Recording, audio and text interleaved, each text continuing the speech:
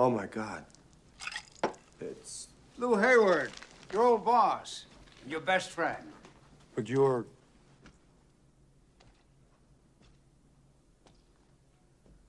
dead. 7 years. Has it been that long? Jeez, I mean, to look at you, I wouldn't have guessed more than 3 tops. Oh, Frank. Frank, you are in trouble. Big trouble. All right. Let's just say, for argument's sake, that you're right, that I am in big trouble. What exactly would that mean? Look at me. Look at your future. Now, if you don't change your ways, you're gonna wind up doomed, just as I am. 1 minute. I'm on the 14th hole at Wingfoot, lining up a putt.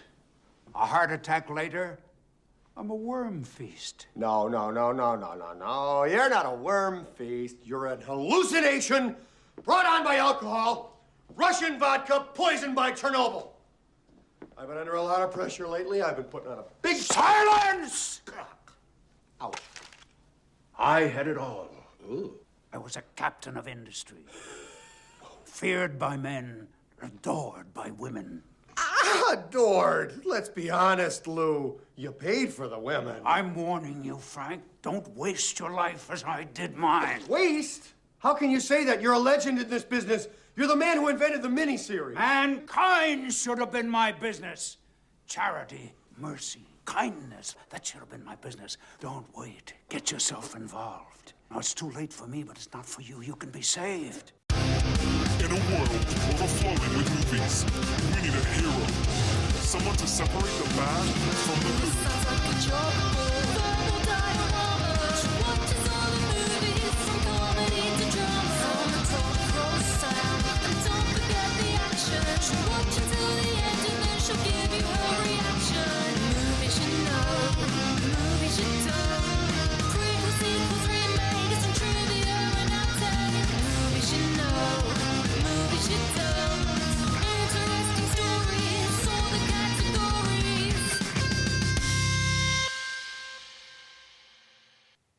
Hi everyone, I'm Em and welcome to Verbal Diorama episode 325, Scrooged. This is the podcast that's all about the history and legacy of movies you know and movies you don't. There's a captain of industry, feared by men, adored by women. Most of that is true. Welcome to Verbal Diorama. Whether you're a regular returning listener, if you are, welcome back. If you're a brand new listener, welcome to Verbal Diorama. Thank you for being here. Thank you for choosing to listen to this podcast. There are so many podcasts out there that all have incredible episodes and all want you to listen to them. I am no exception. However, I'm so happy that you're here and choosing to listen to yet another Christmas episode of Verbal Diorama, mostly for the history and legacy of Scrooged. If you are a regular returning listener, thank you so much for continuing to listen and support this podcast. This podcast is 7 years old in February of next year, and I really genuinely love doing what I do. So it makes such a difference to have people continue to come back to the podcast and continue to send such lovely messages of support on things like email and social media. Thank you so much. It genuinely means so much. It is the biggest Christmas gift to me to have people enjoying and listening to this podcast. So genuinely, from the bottom of my heart, thank you so much. This is the second of 3 Christmas movies this year of Verbal Diorama. Last week was Jingle All the Way, famously had a reindeer in it. There's also a famous reindeer called Donna. So it makes simple sense that we'd move on to a Richard Donner Christmas movie. There's also a distinct capitalist feel to all of the movies that I'm featuring this year for Christmas. That Christmas is increasingly becoming about making money and scaring old ladies to death. Maybe not so much the latter, but it's not easy to humanise Ebenezer Scrooge. Less so when he's a ruthless yuppie TV executive named Frank Cross, who couldn't care less about giving elderly ladies heart attacks, and is annoyed that his secretary has gifted his brother something other than a towel. Trust me, in the 80s, a VHS was an incredibly generous gift to give. As modern adaptations of A Christmas Carol go, only this one has Bill Murray. This time, he's inadvertently summoning the ghosts instead of busting them. You'll love it. Here's the trailer for Scrooged. The Majors can't stop them. In the night the reindeer died. Be here. You can't show that commercial. That thing looked like the Manson family Christmas special. Think I'm way off base? Yes, you're a tad off base, sir. Frank Cross is more than the youngest network president in television history. Call security, have them change his locks, and toss him out of the building. Oh, he's fired? It's Christmas. Thank you. Call accounting. Stop his bonus. Oh, watch out. He's a thoughtful boss, Thanks, boys. Get the nurse. a generous brother, What did he give you last year? I don't remember. A shower curtain. Excuse me, ma'am. I think you dropped something here. and a true humanitarian. I can't get the antlers glued onto this little guy. We've tried crazy glue. Have you tried Staples? But his life is about to change. That was a good one. You are going to be visited by 3 ghosts tomorrow at noon. God, tomorrow's bad for me, Lou. As a matter of fact, the whole rest of the week is a washout. Anyone who thinks he hates Christmas is wrong.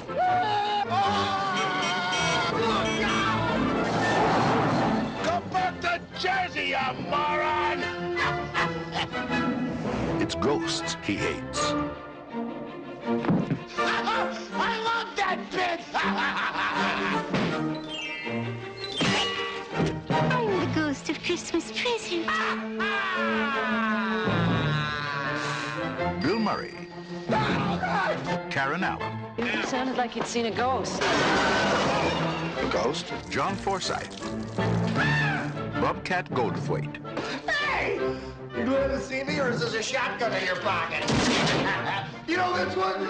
Everybody knows this one. Let's go now. How does everybody know this one? Carol Kane, Robert Mitchum, I really care! David Johansen. Oh, I'm having the weirdest day! See Bill Murray get Scrooged. Hey, back off, big man. That may work with the chicks, but not with me.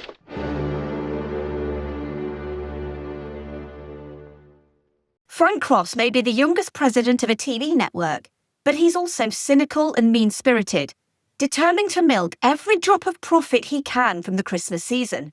He treats his loyal secretary with contempt by yet again gifting her a towel, ignoring her pleas to take her son to the doctor, and sacks a member of his board on Christmas Eve for disagreeing with his violent, fear-mongering ad for a live broadcast of A Christmas Carol.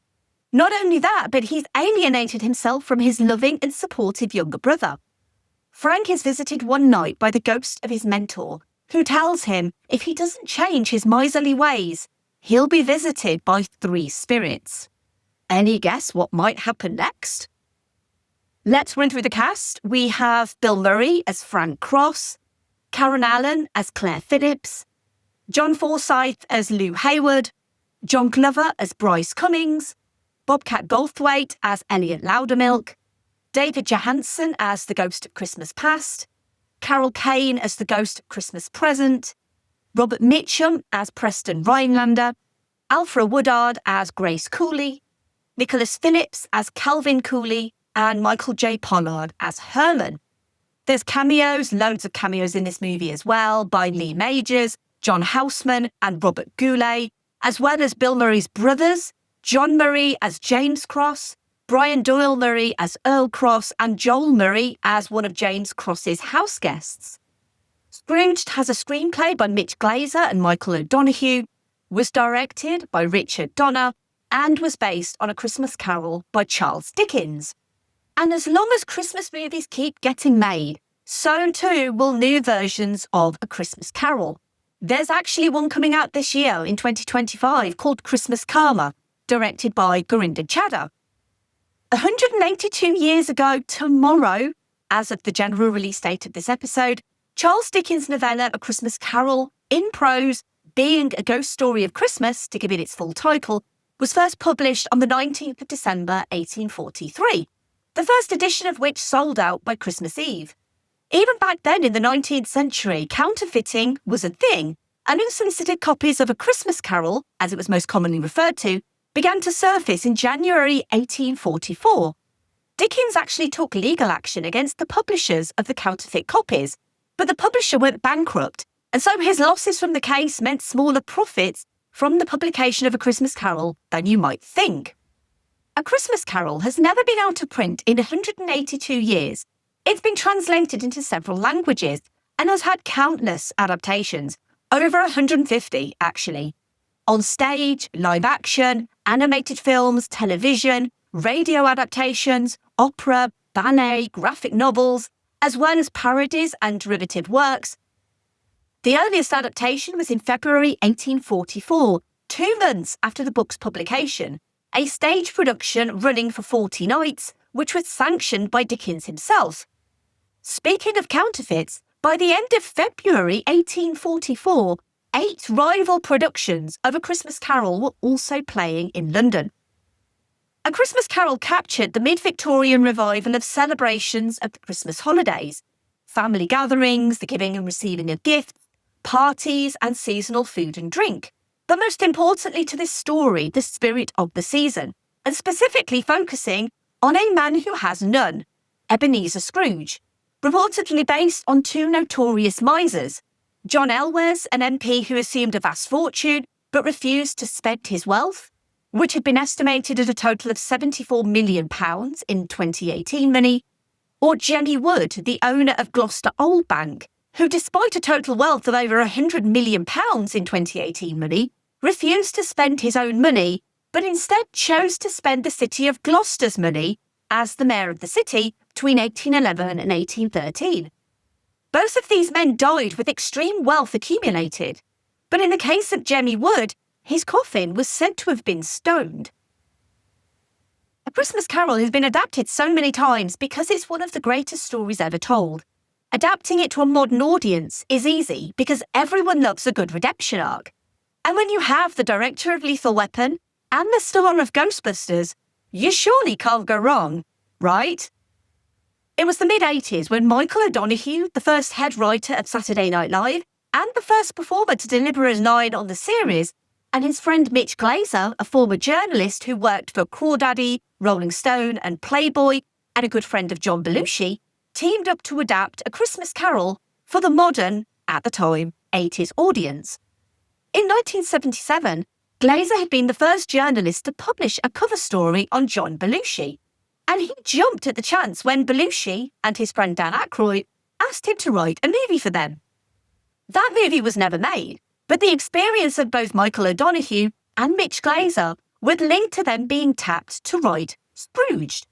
And surprisingly, their knowledge of SNL and the main actors who worked at SNL in the 80s made setting a contemporary adaptation of A Christmas Carol in the cutthroat world of TV executives made complete sense. And while the script went through countless revisions, the solid source material made it something special. But the question remained how to end it in a way honest to Frank Ross and the decade in which it was set. They'd both been living in New York City for over 18 years, and they noticed that every year on Christmas Eve, the city would be different somehow. People would be happier. They'd have more of a spring in their step, a smile on their face, relishing the holiday spirit. New York City on Christmas Eve was, for all intents and purposes, a miracle. It wasn't a cheesy Hallmark ending. It wasn't overly sentimental or manipulative. It was honest, heartfelt emotion, with an edge. And being written by SNL veterans who were friends with SNL veterans meant they had eyes on an SNL veteran to play their lead character. And after SNL, Bill Murray became a movie star in his own right, thanks to Caddyshack in 1980, Stripes in 1981, and Tootsie in 1982. It was Ghostbusters in 1984, though, that made Bill Murray an A-lister. After Ghostbusters became overwhelming, and a movie he made the same year called The Razor's Edge flopped, Bill Murray took a self-imposed hiatus from acting, only returning for a cameo in Little Shop of Horrors in 1986. He lived in Europe for 6 months and came back to some scripts after that and just didn't think they were good enough, so he just didn't do them. He received the script for Scrooged 2 years into his 4-year downtime, but Murray elected to wait. When the desire to perform returned, he returned to the Scrooge script and reworked it with Glazer and O'Donoghue. And by that, I mean he literally threw the old script out and they rebuilt it from scratch. He took a romance that had been removed from an early draft and added more to it, building up the character of Claire Phillips. He wanted to do more with Frank Ross's family, so they added more family scenes.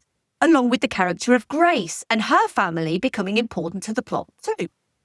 Bill Murray is an actor known for his comedy and his improv, but also taking a hiatus from acting at the peak of his career meant that his return to acting needed to be something really good. It needed to be the reason for his return. The idea of making A Christmas Carol and the character of Ebenezer Scrooge funny wasn't going to be easy, but it was something he knew he could do. And the promise of a $6 million salary was enough for him to return to. The idea being that audiences would pay the big bucks to see Bill Murray, to see him in a Christmas movie, and to see him as quote-unquote Scrooge. The irony of Murray waiting 4 years would also lead to a delay in filming the Ghostbusters sequel, which then had to wait till Murray finished his commitments on Scrooged. But then, when Murray was ready, the script for Ghostbusters 2 wasn't. But, to be honest, those Ghostbusters movies probably deserve episodes of their own one day. And if you're wondering, no, I never have gone for Ghostbusters 1 or 2 on this podcast. That is something that I probably need to change. Richard Donner was just coming off the incredibly successful Lethal Weapon, also a Christmas movie. That's episode 279 of this podcast. But he was mostly known for Superman and The Omen in the 70s and The Goonies in the early 80s. Getting Richard Donner as the director would have been a big deal at the time, and Donner was interested in the script. So Bill Murray took Richard Donner out for drinks to see if they would get along, and they did. And so Richard Donner joined the project, and it was greenlit by Paramount. A Richard Donner movie, starring Bill Murray. Again, what could go wrong? You'll see where I'm going with this. This was an 80s studio comedy, and it was budgeted at a cost of $32 million. Nowadays, that's not really a lot of money. However, just to put it into perspective, Blade Runner cost $30 million in 1982. Indiana Jones and the Temple of Doom cost $28 million in 1984. Even the most expensive movie of 1988, at the time the most expensive movie ever made, Rambo 3, cost $58 million. Scrooged was mostly filmed on sets, but those sets were elaborate. They used Stage 29 at Paramount Studios in Los Angeles for the scenes in Frank Cross's office, Frank Cross's bedroom, and the film set for A Christmas Carol. So this was a fairly lavish production for the time, and an incredibly lavish production for a studio comedy. But then there was the people problem. Richard Donner had never worked with anyone quite like Bill Murray. And you don't really direct Bill Murray, you just let him be Bill Murray. One of Donner's famous quotes about working with him on this movie was, quote, "You don't direct Billy, you pull him back," unquote. He added, quote, "Billy really became an actor to me during Scrooge. I had always thought of him as an entertainer. Now, having worked with him, I could see him playing a heavy. He's a good enough actor. You give him a platform, make him as comfortable as possible, and he comes at you from every direction. He did for me," unquote. Filming was long. Murray's improvisational style meant he wanted takes to be one and done. He wanted his dialogue to be spontaneous. He'd worked with Mitch Glazer and Michael Donahue on SNL, he trusted them, and he wanted to follow his own process. Donner had his own way of doing things. He wanted lots of takes, wanted Murray in full Murray mode. Murray would later say, quote, "He, Donner, kept telling me to do things louder, louder, louder. I think he was deaf," unquote. It was becoming clear both men had different visions for Scrooged. And Scrooged was a difficult movie for Bill Murray. He didn't have the luxury of playing in an ensemble like Ghostbusters. He was the sole star of the movie and had the responsibility of carrying an entire movie on his shoulders. Despite a big-name supporting cast, including Karen Allen, Bobcat Goldthwait, John Glover, and Robert Mitchum, Murray had quite a bit of a say on who was cast in the movie, including 3 of his brothers in various roles, as I've already said, and his friend, singer-songwriter David Johansen, the lead singer of the New York Dolls, as the ghost of Christmas Past. He was even the one who persuaded Robert Mitchum to join the movie, after Mitchum initially turned the role down. Bill Murray would admit afterwards that the filming of the movie was a miserable experience for him, for several reasons. Thankfully, decades later, he would look back at the experience fondly, but then the passage of time tends to change opinions. Murray's experiences working with Richard Donner were one thing, but his experiences working with Carol Kane were another. Kane's Ghost of Christmas Present was a beautiful, dainty ballerina fairy, but wouldn't pull her punches when it came to dealing with Frank Cross, quite literally. It was Bill Murray's idea for the scenes to be physical between the two characters, and for hers to not hold back from it. And because of it, Kane would become quite emotional for how violent her character was being. The role was physically demanding for both actors, with Kane punching, pinching, and hitting Frank with a toaster. When she pulled Bill Murray's lip, it really pulled his lips from his gums, injuring him and pausing filming for a few days. Kane would often break down on set, spending 20 minutes crying before filming could resume. And Bill Murray's wasn't the only real injury either. When Frank is startled by what he thinks is the Ghost of Christmas Future, he elbows his secretary Grace in the jaw, and Bill Murray did accidentally hit Alfred Woodard in the face. Carol Kane's scenes would feature a ballet dance, as she trained for weeks to learn the dance, knowing that a real ballerina would be doubling for her. She showed J. Michael Reaver, the film's art director, her dance at the studio, and he started laughing hysterically.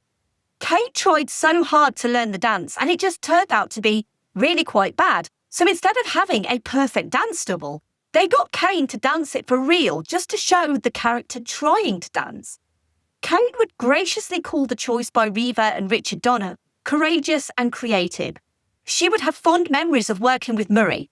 Him, probably not so much. In a 1988 LA Times interview, John Glover, who played Bryce, said he based his character on TV producer Don Ohlmeyer, one of America's most well-known TV producers and the former president of NBC's West Coast division. Ohlmeyer actually fired Norm Macdonald from Saturday Night Live in early 1998, a move that was widely believed to have been motivated by Macdonald's refusal to stop making jokes at the expense of Ohlmeyer's golfing buddy, O.J. Simpson. Glover visited Ohlmeyer for tips on his performance. Quote, "He told me about what he wanted to do and what he had to do to get ahead.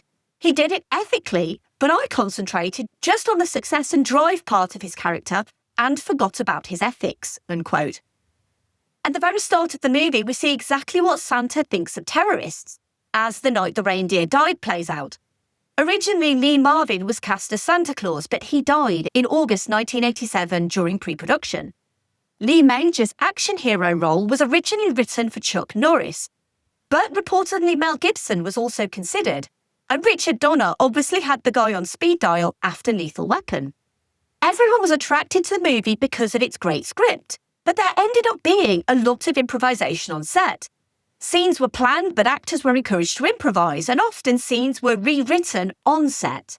They also filmed on location in New York, in the middle of winter in 1987, often starting at 5 a.m. when it was bitterly cold. O'Donoghue would estimate that only 40% of his and Glazer's original script ended on screen. There was a lot of material shot over the 3.5 months of filming between December 1987 and March 1988. Many scenes that were filmed but have never seen the light of day, not even in an extended edition or director's cut. The fake snow they used on set allegedly caused Bill Murray to cough up blood. And when it came to the movie's final redemption speech, O'Donoghue and Glazer wrote a moving, inspired speech for Frank Cross. They desperately wanted Bill Murray to read the speech as written in the script. But Murray instead went off on a big, emotional, completely unscripted tirade. The cast and crew thought that he was having a nervous breakdown, as gave him a mini ovation at the end of his frenzied speech. But after the applause died down, O'Donoghue voiced his displeasure, only to be punched in the arm by Richard Donner. Murray's performance during the closing credits to get the cinema audiences to participate in the sing-song were also completely ad-libbed. But fundamentally, this is a movie about spirits. And speaking of spirits, this is also the last movie appearance for a couple of people. Oscar winner John Houseman died the month before the movie was released. Oscar nominee Anne Ramsey died a few months before its release. Unit production manager and executive producer Roger M. Rothstein and art department set construction coordinator Robert Scaife also passed away shortly after filming. This movie would also be the last on-screen appearance for the Solid Gold Dancers. Not that they died, but their TV show was cancelled in July of 1988. Scrooged is dedicated to Robert Scaife, Anne Ramsey and Roger M. Rothstein. And this is where I segue into the obligatory Keanu reference of this episode.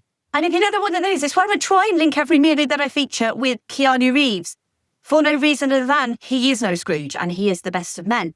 But this was actually incredibly difficult because trying to link Keanu Reeves to a character like Ebenezer Scrooge or Frank Cross is not easy. I actually found a movie that came out this year in 2025, a movie directed by Aziz Ansari, starring Seth Rogen, Aziz Ansari, Keke Palmer, Sandra Oh, and Keanu Reeves. It's a movie called Good Fortune. And the reason why I'm mentioning Good Fortune is that I found a review that described it as a character having a Christmas Carol-style awakening, as supernatural intervention shows him what a rich, selfish Scrooge he's become. Keanu Reeves plays an angel in the movie. Of course he plays an angel in the movie. I have not seen Good Fortune, but it is the easiest way to link Keanu Reeves to a character like Frank Cross and a movie that's based on A Christmas Carol. The score for Scrooged was composed by Danny Elfman, and this was before Batman and Edward Scissorhands made him one of Hollywood's go-to composers. Scrooged was Elfman's first big-budget Hollywood score and had to mix wildly broad comedy, holiday cheer, gothic horror, and emotional drama. The song Put a Little Love in Your Heart was released as a single by Annie Lennox and Al Green. The studio did some pre-release audience screenings for Scrooge in summer 1988, and those screenings were positive, with 93% of viewers rating the film as very good, the highest rating Paramount Pictures had received at the time. Critic screenings nearest the release, however, were met with mixed responses. And Scrooge was released on the 23rd of November 1988, the same week as The Land Before Time and Oliver and Company, but also 6 days into the week, so it opened at 5th to The Land Before Time's first. It jumped to number 1 in its second week, with the 4th highest opening weekend of the year. It would stay in the top 10 over Christmas and into the new year over 8 weeks. On its budget of $32 million, Scrooged would gross $60.3 million in the US and $40 million internationally, for a total worldwide gross of $100.3 million. Not a flop by any means, but still considered a disappointment considering the star power. Scrooge would later find more success in the home video market and on TV. And on the 31st of October 2006, Paramount Home Entertainment announced it would be releasing Scrooged in an all-new You'll Love It edition on DVD, which would feature commentary by director Richard Donner and featurettes called Christmas to Remember, Updating Ebenezer, Bringing the Ghost to Life, The Look of Scrooge, and On the Set with Bill Murray Parts 1 and 2. Paramount promoted the You'll Love It edition as late as September of 2006, but it miraculously disappeared and was never released. Scrooge was released on Blu-ray in November 2011 with none of those additional featurettes.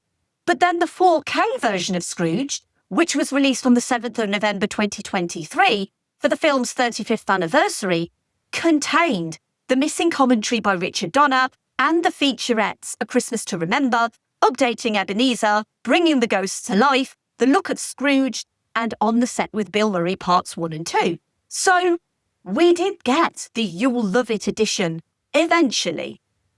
Now, I mentioned mixed reviews, and this is something that has plagued Scrooge for many years. It currently has a rating of 71% on Rotten Tomatoes, with a consensus of Scrooge gets by with Bill Murray and a dash of holiday spirit, although it's hampered by a markedly conflicted tone and an undercurrent of mean-spiritedness. Contemporary critics seem to think of it more positively than those at the time. Critical reviews in 1988 were mixed, calling it unsettling, cynical, and dark in tone. Movie critic Roger Ebert said that it was the worst film adaptation of A Christmas Carol that he'd ever seen. I mean, it's not the best, Rog, but it's certainly not the worst. He would say, quote, Scrooge is one of the most disquieting, unsettling films to come along in quite some time. It was obviously intended as a comedy, but there is little comic about it. And indeed, the movie's overriding emotions seem to be pain and anger. This entire production seems to be in dire need of visits from the ghosts of Christmas. The Hollywood Reporter said that the story was uproarious and sometimes vitriolic, labelling it a scathing satire of the entertainment industry that was a wild and woolly holiday feast that should scrape off the competition. Jonathan Rosenbaum called Scrooged an ironic film for seemingly condemning the commercialisation of Christmas while also capitalising on it, taking the moral message of A Christmas Carol without sacrificing its yuppie priorities for an instant. The movie was also disavowed by writer Michael O'Donoghue before his death in 1994. He died when he was only 54 years of age. He would say, and I'm using different words here, quote, "We wrote an effing masterpiece. We wrote It Happened One Night. We wrote a story that could make you laugh and cry. You would have wanted to share it with your grandchildren every effing Christmas for the next 100 years. The finished film was a piece of unadulterated, unmitigated S-word," unquote. Michael O'Donoghue was not mincing his words. Scrooge would be nominated for Best Makeup at the 61st Academy Awards, but it would lose to Beetlejuice, which is another Danny Elfman score on that one. I mean, it's no The Muppet Christmas Carol, but it's decent enough. And let me make it completely clear, like Jingle All the Way, the last episode, I have zero emotional connection to this movie. I like it, but I don't love it. I love the setting, like Jingle All the Way about the commercialisation of Christmas, a modern take on A Christmas Carol. It is a story that transcends time. But while Bill Murray is the star, he's also somewhat its downfall. It's hard to take a sincere redemption arc seriously when you have Bill Murray ad-libbing jokes. Frank Cross is not an easy character to like. That's the point. But his redemption struggles because of Bill Murray. Because he's an actor you really want to like, even when he plays deplorable people. But the difference between Peter Venkman, a slimeball Ghostbuster who flirts with young women, and Frank Cross, who literally fires someone for voicing an opinion, doesn't care an old lady has died, tells his secretary she can't take time off for a doctor's appointment for her child. Murray is both the best thing about this movie and the worst. Frank Cross, I fear, might be a bit too mean-spirited. He needs to do more to be redeemed. Ebenezer Scrooge may be a miserable git, but I fully believe Michael Caine was redeemed in The Muppet Christmas Carol. I believe he learned the error of his ways. I don't believe it quite so much for Frank Cross. Mostly because, even though he gave Elliot Loudermilk his job back with a raise, the guy still holds up a live production team hostage with a gun. Because redemption arc. In real life, Frank Cross is going to lose his job and Elliot Loudermilk is going to jail. I don't think the central romance helps much, but it does help. But he treats Karen Allen's Claire awfully, actually. Not once do I think they're suited for each other. She makes him a better person, but truthfully, he needs to want to become a better person. He rejects her multiple times before he coerces and compels her to join him in front of the cameras, finally choosing her, and after protesting, she reluctantly obliges. But it's his choice, not hers, to do this so publicly. And I guess I'm just not a fan of this sort of power dynamic relationship. Although I will say her inclusion in the movie is better than no inclusion at all, and Karen Allen is, as always, completely delightful, as Karen Allen always is. Donna and Murray did butt heads during filming, but up until his death in 2021, Donna praised working with him, which is good because that's the healthiest, albeit sometimes the hardest, way to come out of a scenario where two creatives are literally trying to make the best possible product in their own minds. And I do genuinely believe that they are both trying to make this the best possible version of A Christmas Carol that they could. The true redemption arc of this movie sits with one character. The one character I believe in. The one character that made me cry like a baby at the end. And he didn't even need redeeming. He just needed to believe in something again. And that was young Calvin Cooley. Honestly, that little boy saying, "God bless us, everyone," to quote the Ghost of Christmas Past, Niagara Falls. Calvin is the Tiny Tim, reimagined as a young black boy whose affliction isn't a terminal illness, but having seen his father get murdered. It's heartbreaking stuff, and for a wealthy white man to not only see the poverty of his African-American secretary's large family, but also shown empathy towards them, not only feels progressive for the late 80s, but also feels progressive for a character like Frank Cross.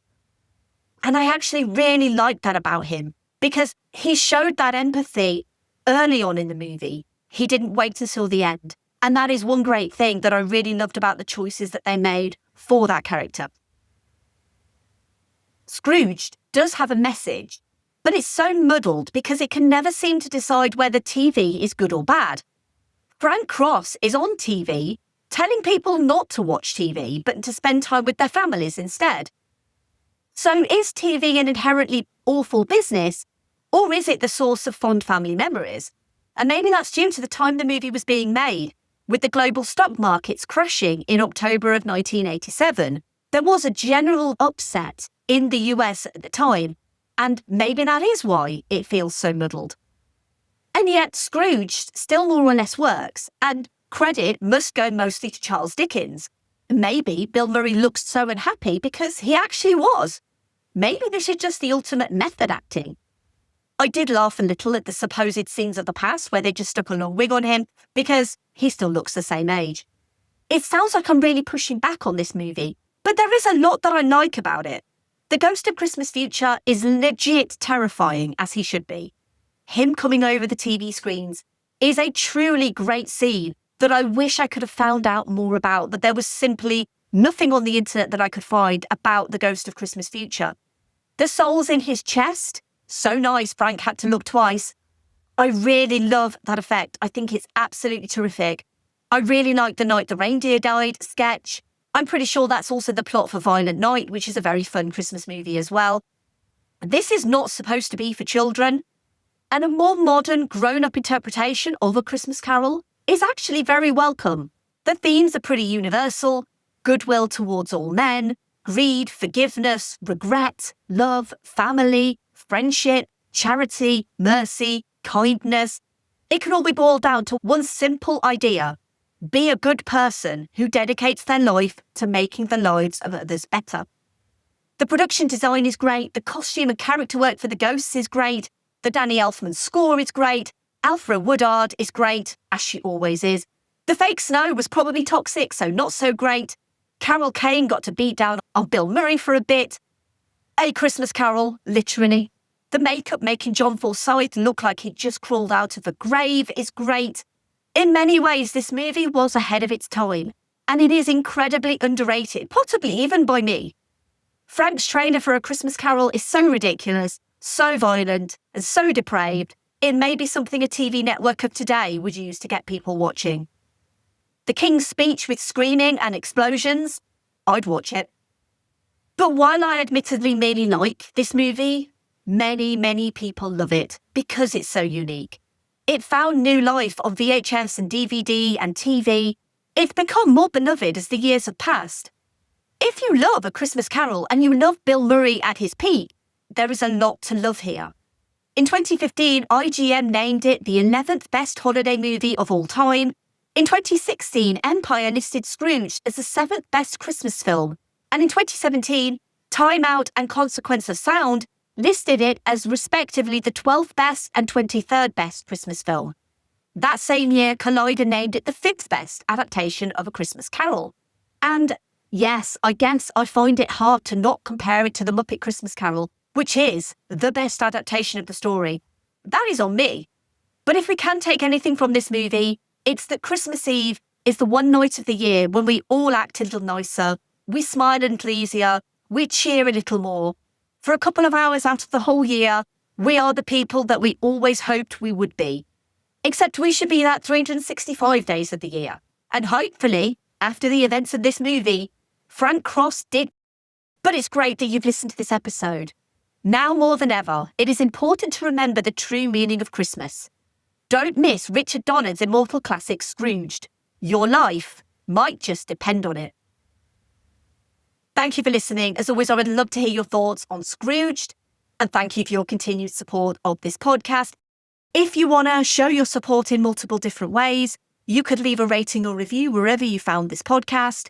You could tell your friends and family about this podcast, or you can find me and follow me on social media, and you can share the podcast that way.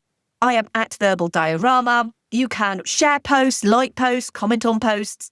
It all helps really to get the word out there and to hopefully get other people to know this podcast and know what I've been doing. I genuinely love doing this podcast, and anything you could do to help would be so appreciated. If you like this episode on Scrooged, you should also watch and listen to the episode on The Muppet Christmas Carol, which is episode 185. Genuinely one of my favourite Christmas movies of all time. I will be watching it again with the kids this year because my love for The Muppet Christmas Carol knows no bounds. It is, in my opinion, the superior adaptation of A Christmas Carol. But as I said, A Christmas Carol is such a timeless story that it just works with everything. Whether you are a yuppie TV executive in the 80s or whether you have no cheeses for us Mises. As always, give me feedback. Let me know what you think of my recommendation. It is the best one. It just is. The next episode is the final episode of the year on this podcast. And it is a very British Christmas favourite. Now, I'm very proud of the listeners that I have in the USA. And I'm grateful to know some incredible people over in the US. And Americans tend to obsess over A Christmas Story. I didn't even know that movie existed until a few years ago because it didn't really make much of a splash over here. It's not really a movie that we watch or we talk about because here in the UK, we have Santa Claus the movie. It is a movie that came out 2 years after A Christmas Story, a lavish, expensive film about the origins of Santa Claus. There's also somehow about how evil corporations make money from Christmas. But it is a British festive cult classic. Every year, you can guarantee it'll be on around Christmas. In fact, it already has been here in the UK. But while it was a huge production, it's also a bit of a notorious flop. So, join me next week for the history and legacy of Santa Claus the movie. That episode is due out the very day the big man himself actually sets off with all of our toys. So hopefully he's got some headphones for the journey to listen to his own story. Well, if you enjoy what I do for this podcast and you have some spare change and you want to support an indie podcaster who does literally all of this, everything on her own. I have no assistance. I have no one helping. I have no one doing research for me. I have to do it all by myself. And it's really hard. Sometimes it's really tough. But if you enjoy and you get something out of these episodes and you have the means to help, you're under no obligation, of course, but there are a couple of ways you can help if you have the means to. You can make a one-off donation at verbaldiorama.com/tips, or you can subscribe to the Patreon at verbaldiorama.com/Patreon. And all money made goes back into this podcast by paying for things like software subscriptions and website hosting, and sometimes even new equipment as well. A huge thank you to the amazing patrons of this podcast. To Simon, Laurel, Derek, Kat, Andy, Mike, Luke, Michael, Scott, Brendan, Ian, Lisa, Sam, Jack, Dave, Stuart, Nicholas, So, Kev, Heather, Danny, Stu, Brett, Philip M, Zenos, Sean, Rhino, Philip K, Adam, Elaine, Kyle, Aaron, and Connor. If you want to get in touch, you can email verbaldiorama@gmail.com. You can also go to the website verbaldiorama.com and you can fill out the contact form. You can say hello, you can give feedback, or you can give suggestions, or you can just say, I listened to this episode and I watched the movie and this is what I thought of the movie. I would genuinely love to hear from you. You can also DM me on social media as well. I really love to hear from people and I always try to respond as quickly as possible. I'm hugely grateful to you all for your support. And finally, That happened because it's Christmas Eve, I'm telling you. I'm not crazy. It's Christmas Eve. It's the one night of the year when we all act a little nicer. We smile a little easier. We share a little more. For a couple of hours out of the whole year, we are the people that we always hoped we would be. It's a miracle. It's really a sort of a miracle because it happens every Christmas Eve. And if you waste that miracle, you're going to burn for it. I know what I'm talking about. You have to do something. You have to take a chance. You do have to get involved. There are people that are having trouble making their miracle happen. There are people that don't have enough to eat. There are people that are cold. you can go out and say hello to these people. You can take an old blanket out of the closet and say, here, you can make them a sandwich and say, oh, by the way, here. I get it now. And if you give, then it can happen. Then the miracle can happen to you. It's not just the poor and the hungry. It's everybody who's got to have this miracle. And it can happen tonight for all of you. If you believe in this spirit thing, the miracle will happen, and then you'll want it to happen again tomorrow. You won't be one of these bastards who says Christmas is once a year and it's a fraud. It's not. It can happen every day. You just got to want that feeling. And if you like it and you want it, you'll get greedy for it. You'll want it every day of your life, and it can happen to you. I believe in it now. I believe it's going to happen to me now. I'm ready for it. It's great. It's a good feeling. It's really better than I felt in a long time. I'm ready. Have a Merry Christmas, everybody. You guys see Kevin? Did I forget something, big man? God blesses everyone.